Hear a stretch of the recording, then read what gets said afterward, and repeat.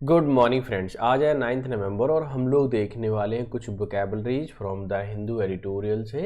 और एडिटोरियल है आज का प्रॉमिस और पेरिश। प्रॉमिस का मतलब वादा और पेरिश का मतलब किसी भी चीज़ को ख़राब करना, नष्ट कर देना। ठीक है, वादा कर रहे हो या नष्ट कर रहे हो, क्या करना चाह रहे हो। देखो इसमें लिखा हुआ सब टाइटल से हमें चीज़ें क्लियर हो जाएंगी। पार्टीज नीड टू ऑफर, यानी पार्टीज को, जितनी भी पार्टीज हैं उन्हें ज़रूरत है ऑफ़र करने की मोर देन वेलफेयर स्कीम्स, कि जितनी भी आप वेलफेयर स्कीम देते हो, जनता की भलाई के लिए कोई चीज़ लेके आते हो, उससे कुछ ज़्यादा देने की ज़रूरत है। पानी की सुविधा आपको और नौकरी की सुविधाएं, ठीक है, महंगाई कम होना, ये तो अच्छी बात है, इसके अलावा भी कुछ दीजिए, ऐसा कहना चाह रहा है ये। इन देयर मैनिफेस्टोज, जो उनके घोषणा पत्र है, यानी घोषणा पत्र में इन्होंने जो भी लिखा है ना कि हम आपको ये सुविधा देंगे, ये सुविधा देंगे, जितनी वेलफेयर स्कीम्स की बात कर रहे हैं, कि उसके अलावा भी ना पार्टीज़ को कुछ और देने की ज़रूरत है। क्लियर है। तो इस एडिटोरियल की जो भी वोकैबलरी है, जैसे कि पेरिस वगैरह है, ठीक है, वो यहाँ पे आप देखने वाले हो। और साथ ही साथ मैं क्यूज तो कराता ही, आपको पता ही है, ये है क्यूज।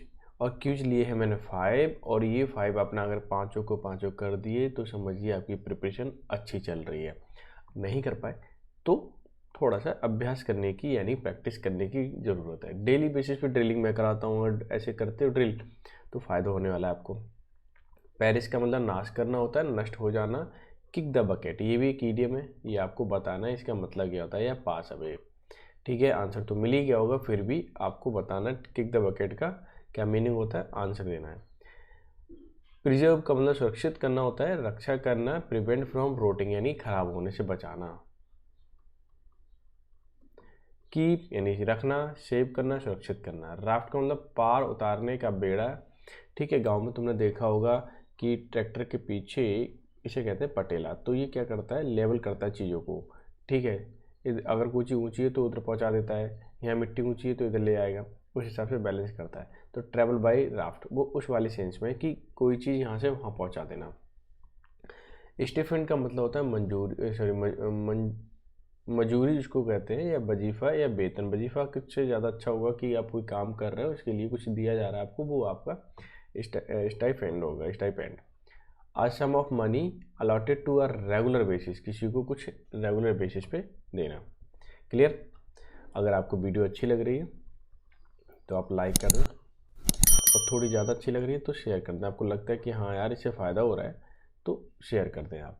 अगर आप इतना करते हैं तो मुझे थोड़ा सा मोटिवेशन मिलता है, और मुझे लगता है कि हाँ यार तुम लोगों को कुछ ना कुछ नया देना चाहिए। उस हिसाब से एवोल्यूशन का मतलब समापन होता है, उन्मूलन होता है, the act of evolution a system और प्रैक्टिस, कि किसी भी चीज़ के एवोल्यूशन करना, खत्म करना। राइट ऑफ का मतलब खारिज करना, नकारना, या रिड्यूस या कैंसिल कर देना। ठीक है, कैंसिल फॉर्म में ज़्यादा आता है। स्टैंड आउट का मतलब श्रेष्ठ होना, अलग दिखाई देना, या डिस्टिंग्विश जिसको बोल सकते हैं, डिस्टिंग्विश वन सेल्फ, यानी कि कुछ स्पेशल दिखाना, अपने आप को अलग दिखाना। एक्सेल है, सरपास है, तो ये सब इसके सिनोनिम है। और ये रहे आपकी आज की वोकैबलरी। आज अगर मैं बात करूँ तो आपको मैं यहाँ 7 में से मान के चल रहा हूँ 6 आपको याद होना चाहिए। कितने? 6। अगर 7 में से अगर 6 आपको याद है तो इसका मतलब आपकी तैयारी अच्छी है। अगर याद नहीं है तो थोड़ी सी मेहनत करने की ज़रूरत है। ठीक है, अब चलते हैं भाई आज के क्विज पर। ये बहुत बड़ा सेशन है, बहुत इंपॉर्टेंट सेशन है। अगर आपने ये देख लिया और सारे आंसर कर पा रहे हो तो समझिए आपकी तैयारी बहुत अच्छी चल रही है।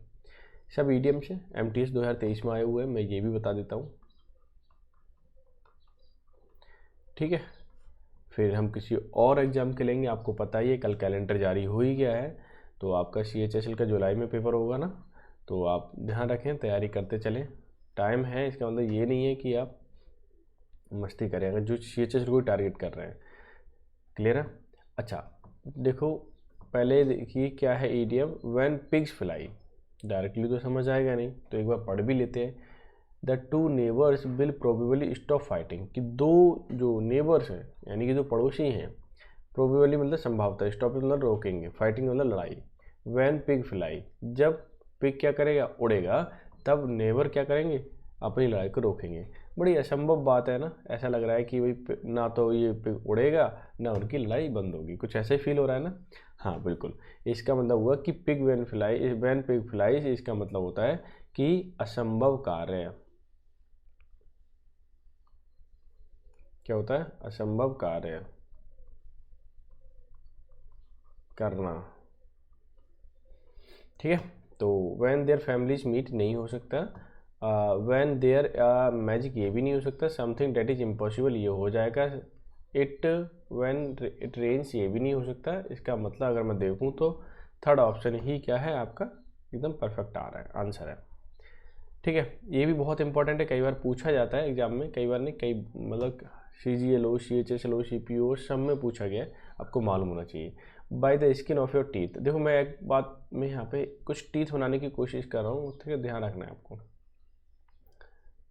अब यहाँ पे ये गम होते हैं ऐसे कर लगे हुए, ये वाला, तो ये स्किन ही तो है, ठीक है, और ये क्या आपका टीथ है,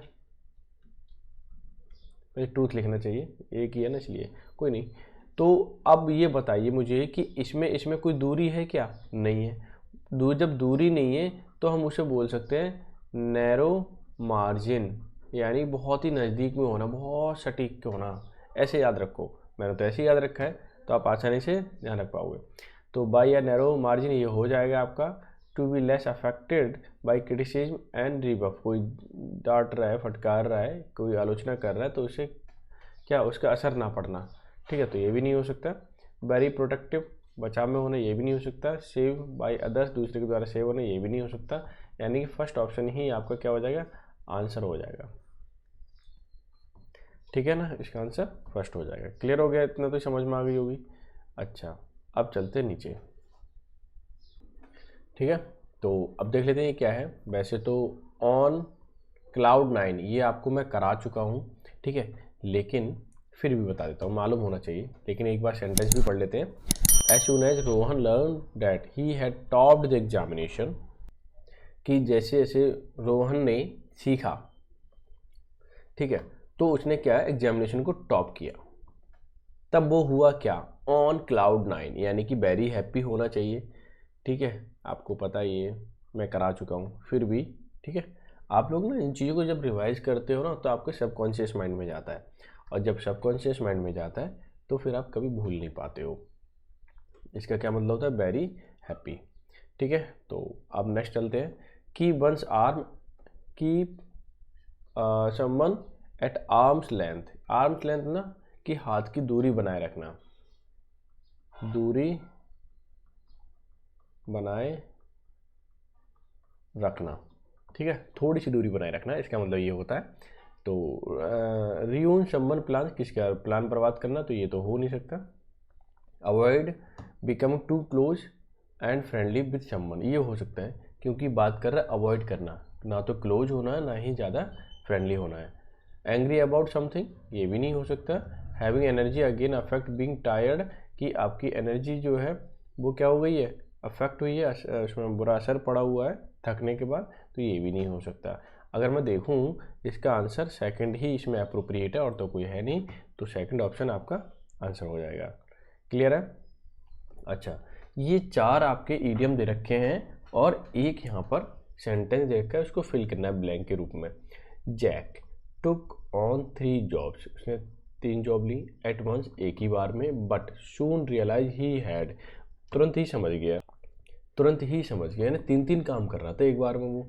फिर उसको महसूस हुआ यार कुछ तो गड़बड़ है यार, मैंने अपनी कैपेबिलिटी से ज़्यादा ही काम कर रहा हूँ, ऐसे फील हुआ होगा उसको। ठीक है, तो उसमें से देख लेते हैं ये 4 ऑप्शन में से कौन सा इसके अकॉर्डिंग है। तो कट कॉर्नर्स का मतलब होता है कोई चीज़ गलत अपना लेना, ठीक है, यानी कि गलत तरीके अपनाना, ऐसे बोल सकते हो।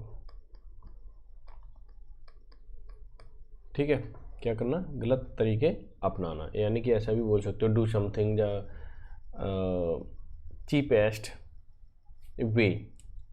ठीक है, taken it with a grain of salt, यानी कि हर बात में क्या करना, थोड़ा शक करना, यानी कोई चीज़ को ले रहे हो उसमें लग रहा है कि सॉल्ट है, तो उसमें मतलब शक के दायरे में आना वो चीज़।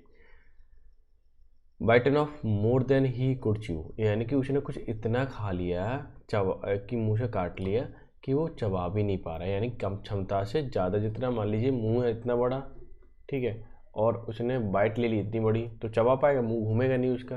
वो चीज़ यानी जो क्षमता है उसकी 1 किलो काम करने की, और वो ले लिया उसने 5 किलो, तो काम हो ही नहीं पाएगा ना, कैपेबिलिटी से ज़्यादा हो गया। तो यही वाला सेंस इसमें आ रहा है जैक वाले में।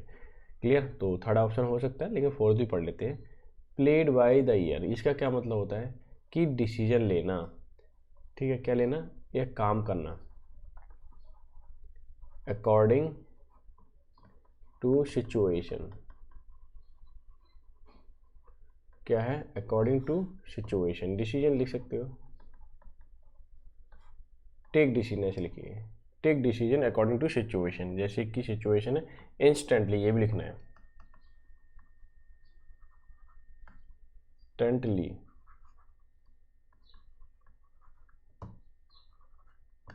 ठीक है, अब ये क्या कहना चाह रहे हैं कि प्लेड बाय द ईयर, जैसे उसने सुना वैसे ही वो करने लगा।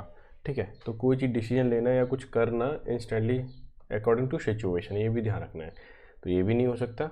और मैं बात करूँ तो इसका आंसर जो होगा वो होगा bitten of more than he could chew, यानी कि उसने कुछ ज़्यादा ही ले लिया अपनी क्षमता से ज़्यादा काम को, इसलिए क्या हो रहा है, गलत हो रहा है। अब ये थे 5। अब 5 में से आपको कितने इडियम्स सही गए? हालांकि 4 तो नीचे थे, 5 पैसे थे, तो कितने ठीक गए आप मुझे कमेंट करके ज़रूर बताएं। और इसमें की वोकैब जो है ना, अभी मैंने पढ़ाई, इसमें ये कितनी ठीक गई ये भी आपको बताना है। और हाँ, इसी में से मैं एक कम्युनिटी में एक क्वेश्चन डालने वाला हूँ, और वो जो क्वेश्चन है आपके इन्हीं में से ये, तो आपको टैकल ज़रूर करना है और अपने दोस्तों को शेयर कर देना है। क्लियर है? और आप जो लोग नए हैं, जो लोग वो चैनल को सब्सक्राइब कर लें, तो इसी तरह की वीडियो आपको डेली बेसिस पे मिल पाएगी। ठीक है, आप एंजॉय ले पाओगे और साथ ही साथ सीख भी पाओगे। क्लियर? तो मिलते हैं नेक्स्ट सेशन में, तब तक के लिए bye bye, take care, have a good day.